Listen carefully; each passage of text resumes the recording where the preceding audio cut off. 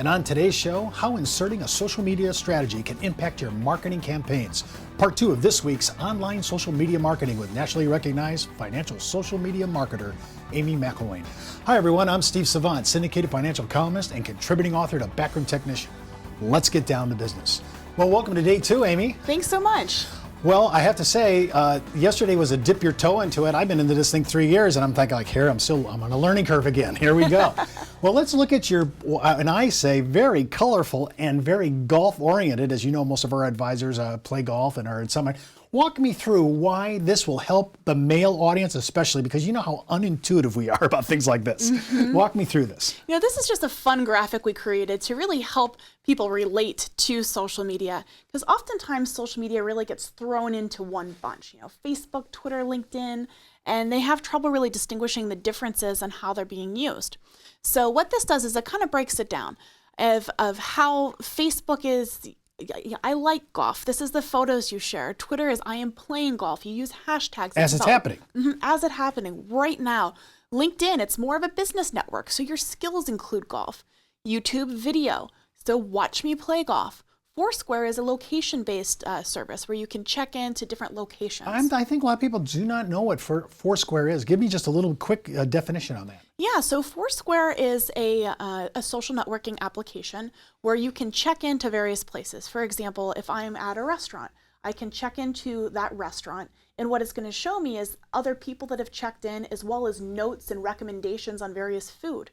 You can also use it as a tool to see what is in your area. So it uses your GPS location, and it'll search for restaurants in your area. It'll even show you ones with specials and things like that. But it'll allow you to check in, and it uses the social aspect so you can see what others recommend about the various restaurants in the area.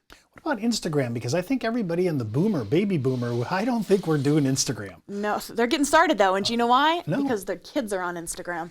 And more of that younger demographic is using Instagram. And what Instagram really is, it's almost like Twitter, but photos only. So it's public, you can see all of the photos, you can subscribe to people's feeds, but it's very visual. And there is actually the first Instagram ad was about a month ago. Michael Kors. They posted the first ad on Instagram, and it was just a photo of a Michael Kors watch sitting on a table. That was so it's just no text. It's just very visually stimulating. Well, speaking about photo, we talked about this yesterday. Pinterest. That's kind of photographic. Period. Mm-hmm. Yeah, Pinterest is kind of similar. Again, very photocentric. Women, 85% women are on Pinterest. So heavy on the females. You want to think of Pinterest like these various pin boards or bookmarks almost. So you can bookmark certain pages, recipes, photos, ideas. I have a Pinterest board that I use for financial social media. I have articles for women in financial services. I have one for videos that I like to use, video templates. I have a Pinterest board for motivational quotes. So you can really create boards on all different topics. This one's new to me. I'm sorry to say, I have to say it's new. Last FM, what's that about? This is one where you can really tune in and listen to various stations. You can use it to listen to podcasts or various pieces like that. So audio only. Audio only. Okay. Google Plus, of course, I'm on Google Plus because you told me to. Yes.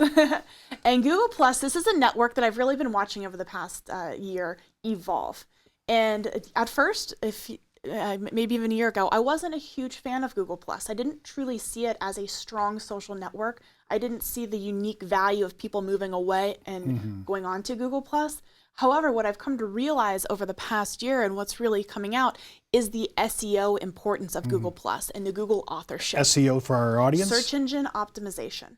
So really seeing Google Plus as a valuable search engine tool to allow you to have the Google authorship appear higher in the ranks. I'm still not seeing the huge amounts of boomers and seniors coming onto this network for the social aspect, but for the search aspect, you shouldn't be missing out on this one. Well, I'm there because you told me to be there, so that's really good. Well, let's talk about LinkedIn here. The golf, walk me through this really fast of our basic reasons why we're using this, especially from a corporate point of view. Absolutely. LinkedIn is kind of the golf course when it comes to social media. People are on here for business purposes. They're here to connect and network. And oftentimes I'll have financial advisors come to me and say, they're like, you know, Amy, I have been on LinkedIn and it's just not doing anything for me. Well, that's like going to a trade show and not talking to anybody. You have to get out there, participate in groups, join discussions, start conversations, Position yourself as the expert in your local area by providing interesting, valuable content. And Steve, you do such a great job of that on your LinkedIn profile. Well, thank you very much, but you're saying we got to be engaging. Engaged. So we have to be somewhat proactive about this. You know, when we're talking about connecting with people that we want to, I'm on sites that deal in the products I like to talk about and things like that. Also the strategic sites where they're more planning, I try to get on those. Interaction, here's my problem. You want us to answer comments. You want us to be engaging, but sometimes what happens when you have 20 of these a day? And I still have my normal email traffic. It's so important. So it's about delegating that time and scheduling that time to reply. And not everybody is going to get the tremendous engagement that you are, Steve, because you've been building up your network. You have quite an audience. So it may seem overwhelming, but these are all prospects and clients that can turn into dollars. So you want to make sure that you get back and you're communicating with these people. Well, I've searched a lot on LinkedIn and I've joined many groups and I found it to be huge for not only our awareness, it's way beyond now anecdotal advertising, which is really cool. When we come back, we're going to talk more about Facebook, Twitter, really bring you up to speed. Right back in about 30 seconds. Back in the day, life insurance professionals were called field underwriters. Then, carriers trained their field force in the basics of life insurance underwriting. Today, the insurance industry doesn't educate the agent population as they once did. But now you can have the Informed Risk Guide at your fingertips so you can illustrate a reasonable rate class for your life insurance prospects. Just request your copy of the Informed Risk Guide at downtobusiness.ashbrokerage.com. It's free from Ash Brokerage, the practice enhancement company.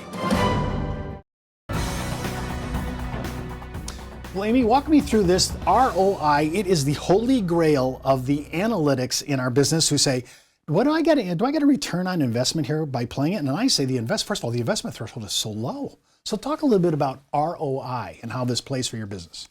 Well, first, the ROI, I've heard some say that the ROI is that your business will exist in 5 years. And while that's somewhat of a bold statement, let's take a look at this.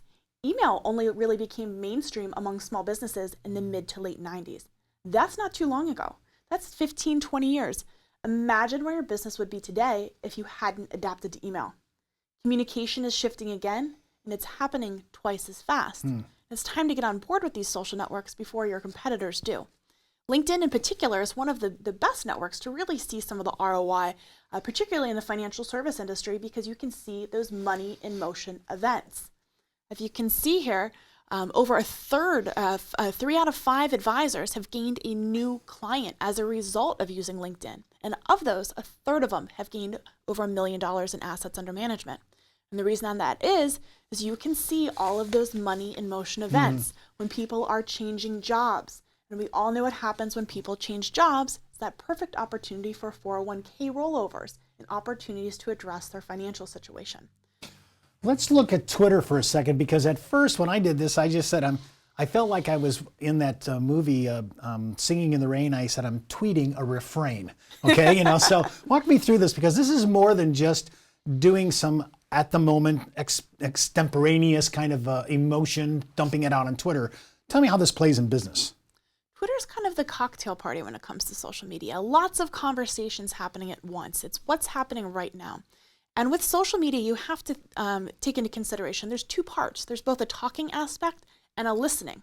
And Twitter is one of the networks that can be really have more value in that listening component. So finding out what's important to your audience, finding out who they're listening to, what centers of influence are influencing their decisions. So really diving deep and strategically targeting some of the media like we talked about in the yesterday in the episode. I like this one part of the slide where it talks about following your competitors. listen, this is a great tactic just to see what else they're doing. I want to talk a little bit about this slide now. Besides the cute bird on the side of the thing, 45% of online U.S. adults who have a Twitter account are interested in interacting on financial services. I'm sorry, this one stunned me.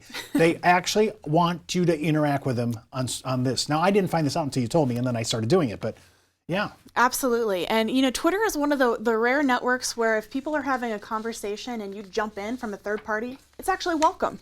So Twitter, people are out there, they're looking for you, they're looking for your business, and if they're not finding you, who are they finding? Well, I don't want them to find my competitors, but they're out there playing, so we need to play, and we have to have competing content. We'll get to that tomorrow for sure. I want to talk a little bit about I love this slide just for its beautiful. But here we are on a Facebook page, And right now, Mr. Whitberg is getting a huge PR from this show, just being on our site. Hopefully he'll talk to me afterwards. But let's talk a little bit about what's going on this page. This is his professional Twitter handle. And what you can see this is his background cover photo. So he has a nice image of him looking professional. He has a professional headshot here, down here as well.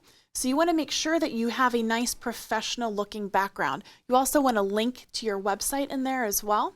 This is how many people he's following. Here's how many followers he has, and he regularly engages. He's tweeted over 14,000 times. So he's very active on Twitter, regularly engaging. Bill Winterberg, great guy, fellow financial advisor. Get out there and start connecting with your peers and watching what some of the leaders are doing, like Bill Winterberg here. Well, this is huge because if he's doing 14,000 and still holding a huge corporate footprint in his community as a CFP, I mean, that's pretty big. What are we looking at here? We're looking at this one conference. It's kind of a conference photo of what's going on in Twitter. Yeah, this is an example of a conference. I just recently spoke at the AI CPA conference, and they're doing a great job with social media as well. More and more at conferences, you're seeing Twitter handles and hashtags, and these conversations are taking place. And people really struggle to understand that #, what that means. And what happens is you see AI CPA PFP. So everybody at the conference that's tweeting and taking pictures, they'll post it, and they're posting quotes from the speakers, photos of slides, and it's joining together this whole conversation of everybody in the room talking at once, sharing notes, conversing. So joining and being a part of this conversation. And this is what the conference's handle was joining in and helping facilitate. Well, here's some results from that very conference of people that were playing, and you're seeing them interact, and there's people there that I would have picked up on. Yeah, there's these discussions happening. It's really great. And you can see, again, mentioning Bill Winterberg, and you can see these conversations. When I spoke, there were over 250 people tweeting out with the hashtag and creating conversations and dialogue based on what I was saying on the stage, and they were continuing those conversations online and adding their own insight and elaborating on some of the points that I made. I'm going to talk a little bit about Facebook tomorrow, but I want you to talk about this one slide on the way out at the end. Yes, Facebook. The fastest growing demographic on Facebook, 55 to 65-year-old females. Oftentimes I get pushback saying, my clients are older, they're not on Facebook. Think again. My mom was the perfect example of this, Steve. Back 5 years ago, she used to say, oh, text messaging, that's for the kids. I'm not going to text message. Now I'm getting photo messages from her and my dad at the Bengals game. Said the same thing about Facebook. And sure enough, now she has 100 friends. And it's more than just her kids and her friends. She's following businesses. She's following her financial advisor. So these boomers are getting on and they're getting connected. And again, they're looking for you. Wow. Well, that's our show for today. Remember, before moving forward with any of the ideas, especially social media, always talk to your compliance officer before you move forward. And don't forget, you can watch any of our past episodes at downtobusiness.ashbrokerage.com. So remember, you could be wiser as an Ash Brokerage advisor. I'm Steve Savant. We'll see you tomorrow.